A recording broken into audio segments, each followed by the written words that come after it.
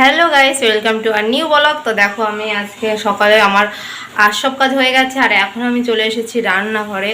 আর এই দেখো, আমি উনুনে রান্না বসিয়েও দিয়েছি। তো চলো তোমাদের সাথে শেয়ার করি কি করে আমি আজকে পুরো রান্নাটা করব। আর আমার সাথে থাকতে থাকো, দেখতে থাকো আমার পুরো ব্লগটা। তো দেখো, এখানে আমি বসিয়ে দিয়েছি রান্না। দেখো, দুই পাশেই বসিয়ে দিয়েছি কারণ অনেকটা তাড়া ছিল। আর দেখো, আমি ঘেমে নিয়ে পুরো এক শেষ হয়ে গেছি। আর এখন ছিল অনেক রান্না, যেহেতু আজকে 5 পদ বানাবো।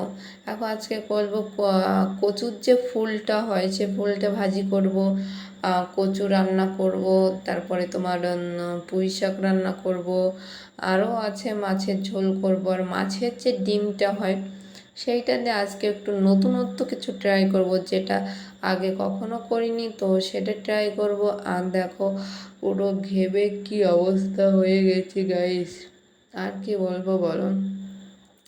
সকালে সব কাজ হয়ে গেছে আমার, যে বাকি যে কাজগুলো থাকে তো সেই কাজগুলো হয়ে গেছে। তো এখন ছিল রান্নাও প্রায় হওয়ার পথে। আর দেখো, আমি সেইটার জন্য প্রিপারেশন করছি, যেহেতু আমি সেই কাজটা মানে সেই রান্নাটা করতে চাই। তো তার জন্য আমি আজকে পেঁয়াজ, আদা, রসুন, টমেটো সব কিছু কুচি কুচি কুচি কুচি করে কেটে নেব। আর তারপরে আমি করব মাছের ডিম। এখন যেহেতু ভাজি বসিয়ে দিয়েছি, ভাজি নামানো হলে তারপরে বসিয়ে দেবো। আর এখানে দেখো, আমি সেই প্রিপারেশনগুলো নিচ্ছি, সব কাজগুলো সুন্দর করে করছে। রাই ঠিক হচ্ছে বদমাইশি ওর ঠাম্মির কাছে। তো ঠিক আছে, করুক, আমি এদিকে কাজ করে ওকে স্নান করিয়ে ঘুম পাড়াবো আর আমিও নিজে স্নান করে নেব। কারণ দেখো, আমারও পুরো বেহাল অবস্থা এই গরমে, মানে রান্না আর বলো না, মানে পাগলের মতো হয়ে গেছি গরমে। ফ্যানের কাছে যে একটু গিয়ে বসবো তার উপায় নেই, যেহেতু বললাম 5 পদের রান্না করছি, তো কখন গিয়ে বসবো বলো তো, সেটারও ঠিক নেই। আর এখন আমার কচুর ফুলও হবার পথে, তো আমি একটু কচুর ফুলটাকে ঢেকে দেবো যাতে ভালো করে সেদ্ধ হয়ে যায়। তার মাঝে আমি সব কাটাকাটিগুলো সুন্দর করে করতে পারি। এখানে অবস্থা দেখো এতটা মানে কষ্ট হচ্ছে, কি বলবো। দেখো, শ্বশুর বাড়ি বাপের বাড়ি দুটোই আমাকে সুন্দর করে হ্যান্ডেল করতে হয়, কারণ আমাকে আমার বাবার বাড়ি বা শ্বশুর বাড়ি কোথাও আমি ছাড়া কেউ নেই। না, শ্বশুর বাড়ি অবশ্য অনেকেই আছে, কিন্তু আমার বাবার বাড়ি আমার দিদি এইখানে থাকে না, বিকজ আমাকেই সবটা করতে। এখন ভাবছো তো যে কী করে সব হ্যান্ডেল করি, হয়ে যায়, মেয়ে মানুষ তো সব কিছুই হয়ে যায়। মেয়েদের বাবার বাড়ি শ্বশুর বাড়ি প্রতি ভীষণ কর্তব্য থাকে, দায়িত্ব থাকে। আর আমাকেও সেই দায়িত্ব কর্তব্যগুলো পালন করতে হয়, কারণ আমাকে পুরোটাই পালন করতে হয়। আর কি বলবো তোমাদের, বলার কিছুই নেই। এখানে দেখো, আমি পুরো ঢেকে দিয়েছি আর এখানে আমি করছি আবারও কাটাকাটি, কারণ আমার কাটাকাটি শেষই হচ্ছে না, আমি শেষই করছি না। তো এইটা রান্না শেষ করে দিয়ে যাব উপরে। আর উপরে গিয়ে হবে, উপরে গিয়ে এখন অনেক কাজ বাকি আছে। আইত্রিকে খাওয়াবো, ঘুম পাড়াবো, স্নান করাবো। তো এখানে দেখো, আমি আবার দেখে নিচ্ছি যে আমার পুঁই শাকটা কত দূর হচ্ছে। আর পুঁই শাকটা রান্না করতে এতটা টাইম লেগে গেছে যে কী বলবো তোমাদের। আর এখানে দেখো, আমার পুঁই শাকটা দেখেছি, হ্যাঁ এখন ডাঁটাগুলো একটু সেদ্ধ হয়ে এসেছে। আর এখানে দেখো, এই দেখো পুঁই শাক এখনও হচ্ছে। আমি কত সব কাটাকুটি সব করে নিচ্ছি। আর দেখো আমার রান্নাঘরের অবস্থা পুরো, কি বলবো, পুরো একেবারে এলোবিন্দু করার। আমার অবস্থাটা দেখো, ঘামে দেখো আমি পুরো স্নান করে উঠেছি। তো কী করবো বলো, রান্না তো করতেই হবে, রান্না না করলে খাবো কে। আর এখানে দেখো, আমি ডিম বসিয়ে দিয়েছি, বললাম আজকে একটু নতুনত্বভাবে ডিমের ট্রাই করছি।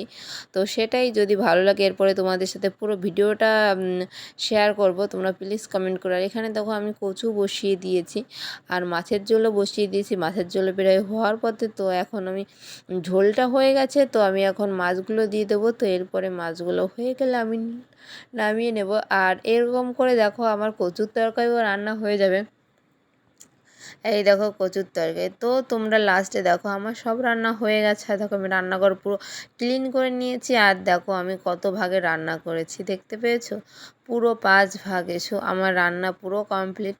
তো এইখানে চলো, এই দেখো আইর থেকে নিয়ে, তো চলো এবার যাবে উপরে, আর দেখা হবে। তো দেখো রান্না বান্না হয়ে গেছে, সব রান্না করেও নিয়েছি। আর দেখো কত ভাগে রান্না করেছি। তো এখন চলে এসেছি ঘরে, আর এখন করব আমি স্নান, যেহেতু পুরো ঘেমে নিয়ে একশেষ হয়ে গেছি, ভীষণ কষ্টও হচ্ছে আমার। তো তার জন্য স্নান করব, আইত্রীকে স্নান করাবো। তো তারপরে আইত্রী ঘুমাবে, তোমাদের সাথে দেখা হবে বিকালে। তো যেই কথা সেই কথা, দেখো বিকালে চলে এসেছি তোমাদের সাথে দেখা করার জন্য। আর এখানে দেখো আমরা সবাই বসে আছি, আর আমার মা আজকে চলে এসেছে আমাদের বাড়িতে। আর এখানে একটা পাশের বাড়ি দিদা আসছে, আর তিনি বলছেন যে তোর মেয়ে আমাকে চিনতে পারছে না এখন, আর যখন আমাদের ওখানে যায় তখন আমার সাথে খুব কথা বলে, কিন্তু এখন কথা বলছে না। তো যাই করে এর মধ্যে চলে এসেছে গিপ্পি, চলে এসেছে মামা, চলে এসেছে। তো তারা সবাই আর আমরা সবাই একটু খাওয়া দাওয়া করছিলাম। আমাদের খাওয়া দাওয়া শুরু হয়েছে সেই 7টা থেকে, আর শেষ হয়েছে 10টা অবধি। এবারে চিপস, কুরকুরে, যাই হোক আরও যে খাবারগুলো ছিল, তো সেইগুলো আমরা সবাই খাচ্ছি শেষই হচ্ছে না, খেতেই আছি বিকজ শেষই হচ্ছে না। তো তারপরে আমরা সবাই মিলে করছিলাম গল্প, মামাও ছিল। এই করতে করতে দিশার অবশ্য বাড়ি ছিল না, পরে এসেছে। এই দেখো দিশারাও চলে এসেছে, আর ওরা চলে আসার পরে আমাদের খাওয়াটা ফির স্টার্ট হয়ে গেছে। বাস্কেটে একটা বিরতি ছিল, কিন্তু তারপরে স্টার্ট হয়ে গেছে। আর মা আমাকে বলছে এখন সোনাকে নিয়ে যা, 9:30 বেজে গেছে, সোনা এখন খাবে। আর দিশা বলছে দেখো আমি চপস্টিক দিয়ে খাচ্ছি, আর এখানে দেখো দাদা খাওয়াচ্ছে থেকে জল। আর কি বলবো, দেখো ওর মনা ওকে জল খাওয়াচ্ছে।